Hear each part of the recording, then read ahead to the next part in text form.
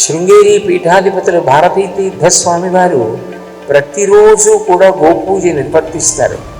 బయటికి వచ్చేటప్పటికి గోవు కనపడితే వెంటనే గోవుకి పూజ చేసి గోవుకి ప్రదక్షిణం చేస్తే తప్ప అన్యమైన ఏ కార్యం మీద బయలుదేరి వెళ్ళరు. శృంగేరి పీఠాధిపత్యం వహించినటువంటి భారతీ తీర్థ మహాస్వామి వారు ఇప్పటికీ కూడా అంత నియమంగా గోపూజ చేస్తూ ఉంటారు. అట్లాగే శృంగేరి పీఠంలో పూర్వపీఠాధిపతి ఉండేవారు. ఆయన పేరు చంద్రశేఖర భారతీ స్వామివారు. ఆయన పరమ వైరాగ్యంతో ఉండేవారు.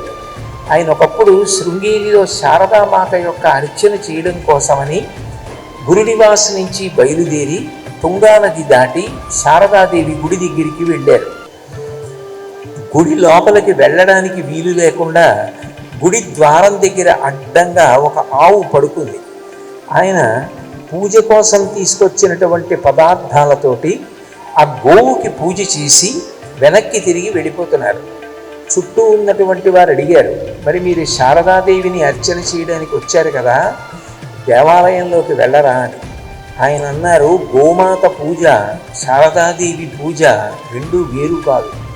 లోపల ఉన్న శారదయే గోమాత రూపంలో వచ్చి బయట పడుకుని నా పూజ స్వీకరించింది.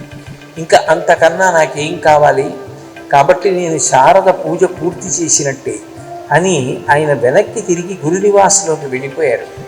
అంటే గోమాత యొక్క పూజ అంత నిబద్ధతతో సన్యాసులు కూడా చేస్తారు. ప్రతిరోజు గోపూజ చేసేటటువంటి అలవాటు పీఠాధిపతులకు కూడా ఉంటుంది.